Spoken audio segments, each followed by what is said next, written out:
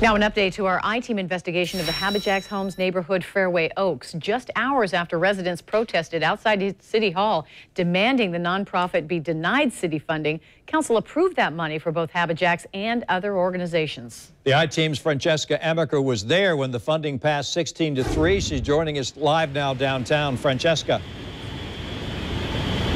Tom and Mary, for the first time, we're starting to hear some type of solutions from city officials. It happened right here at City Hall earlier tonight. There was talk about residents applying for a program that would allow HabiJax to repair their homes. There was also talk about HabiJax giving them new homes that HabiJax already bought. But it sounds like right now, residents are not hearing it.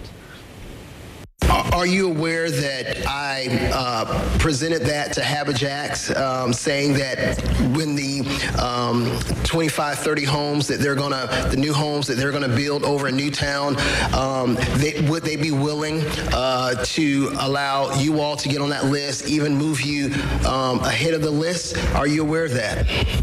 I was not aware. That was just one of the solutions proposed by members of City Council after residents continued to push to be relocated.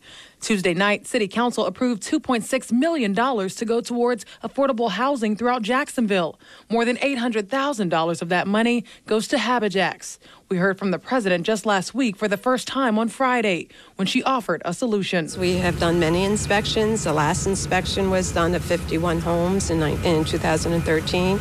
We are aware of the one house that the news has been putting a lot of attention to, and we identified that in 2013 that we wanted to bring in geotech experts and look at it and come with a resolution, and we offered to repair that. That offer was refused. Tonight, officials also propose having residents apply for the critical home repair offered by HabiJax. But residents say there's no point when their homes will continue to need more repair down the road. What do you think about that solution that Garrett Dennis did propose when it comes to moving you all to Newtown?